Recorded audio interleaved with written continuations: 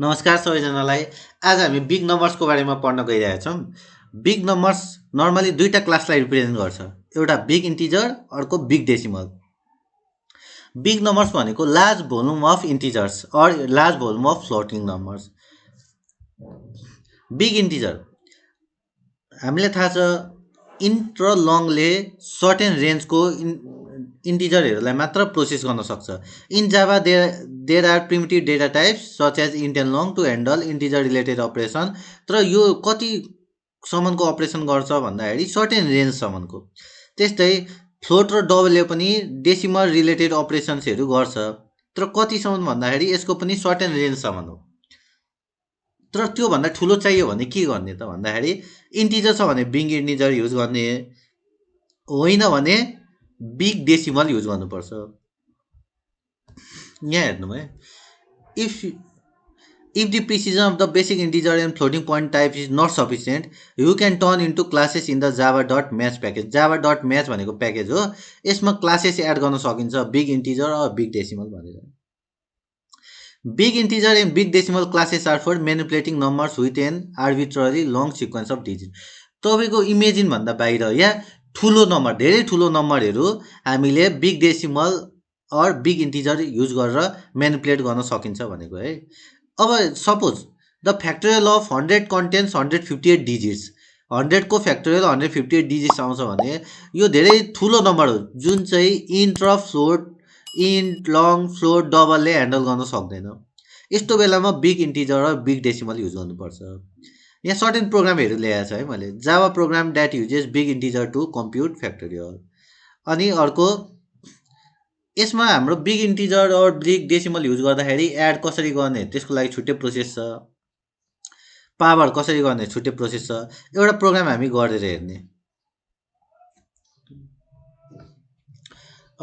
इक्लिप्सबाट गर्दैछु मैले। Project Java project next fundamentals भनेर बनाइदिए। यसभित्र गएर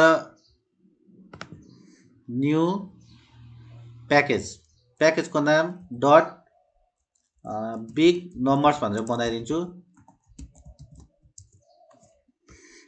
एउटा क्लास बनाऊँ। अब new class fact demo.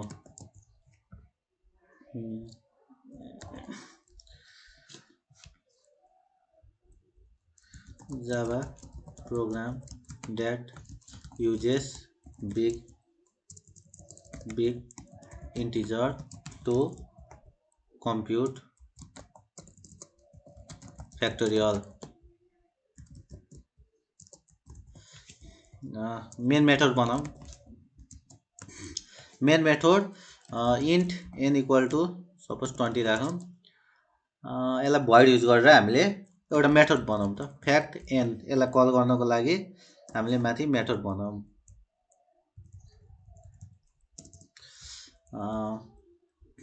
void fact int n big integer b equal to new big integer।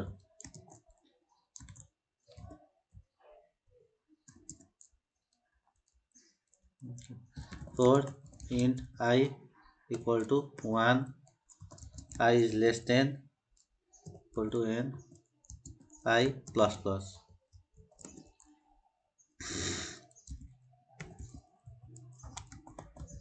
multiply big integer dot value of I। Since हामीले void use गरेको छ त्यही भएर बी लाई प्रिन्ट गरौँ। यहाँ हामीले के गरेको छ भन्दाखेरि यो क्लास नबनाइकन कल गऱ्यौँ भने चाहिँ यहाँ स्ट्याटिक हालिदिउँ है, नै त क्लास बनाएर कल गर्दा पनि हुन्छ। अब यहाँ बिग इन्टिजर हेर्नु त आफै इम्पोर्ट भएको छ Java dot math dot big integer.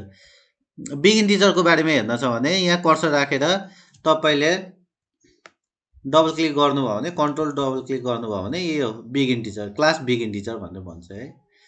ल अब यसलाई हामी आउटपुटबाट हेरौँ। हेर्न सक्नुहुन्छ है। यति लामो क्यालकुलेसनहरू इन्टले गर्न सक्दैन, इन्ट लङले हो। यस्तो लामो क्यालकुलेसनहरूको लागि बिग इन्टिजर युज गर्नुपर्छ। बिग इन्टिजरमा अब यहाँ हेर्नु त, यहाँ के गरेको छ भने मेन मेथडबाट एक्जिक्युसन स्टार्ट भएको छ। Starts from main, Enco value 20 राख्यो, फ्याक्ट एन। अब यहाँ यो डाइरेक्ट हामीले मेथडको नामबाट कतिखेर कल गर्न मिल्छ भन्दा जब यहाँ मेथडमा स्ट्याटिक किवर्ड छ भने यसलाई मेथडको नामबाट कल गर्न मिल्यो।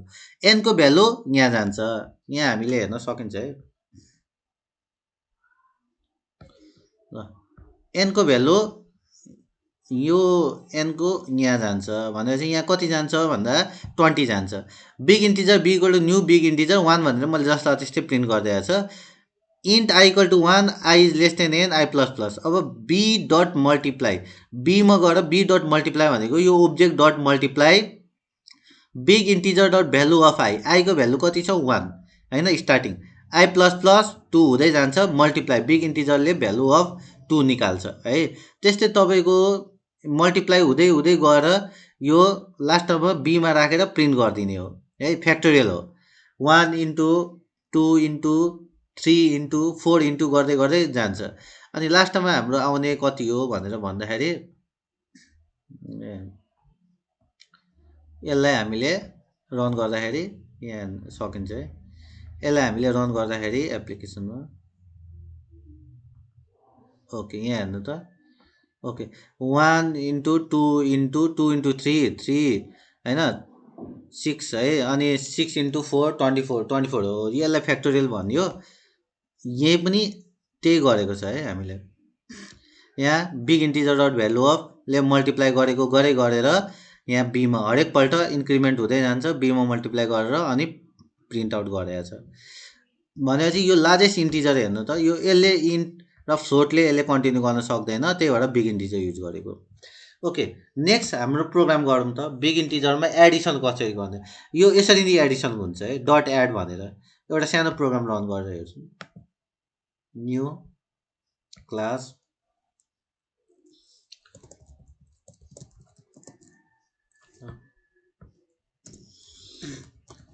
Main method बनाइदिउँ,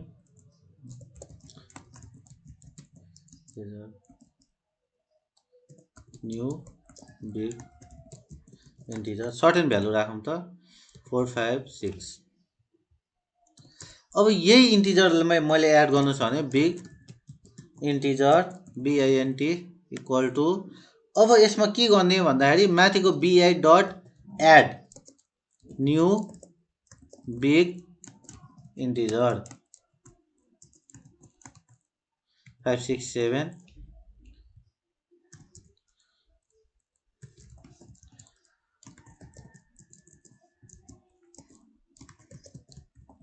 result equal to plus बिआइएनटी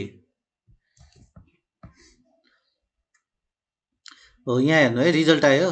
तर यसमा के गर्ने भन्दाखेरि डाइरेक्ट हामीले यसरी दुईटालाई ओब्जेक्ट बनाएर एड गर्न मिल्दैन होइन। यहाँ तपाईँको बिग इन्ट राख्नै पर्छ दुईटा नम्बरलाई एड गर्नको लागि, अनि प्रिन्ट हुन्छ। यो एड यसरी नै गर्ने, अगाडिको object dot add new big integer यसरी। अर्को तरिकाले गर्नु हो भने एरर आउन सक्छ। आज ल यति गरौँ है। बिग इन्टिजरको बारेमा म डिस्क्रिप्सनमा सबै कुरा लेखिदिन्छु। यो सबै म पठाइदिन्छु हजुरहरूलाई। केही प्रब्लम छ भने हजुरले कमेन्ट गर्न सक्नुहुन्छ। धन्यवाद, थ्याङ्क यू।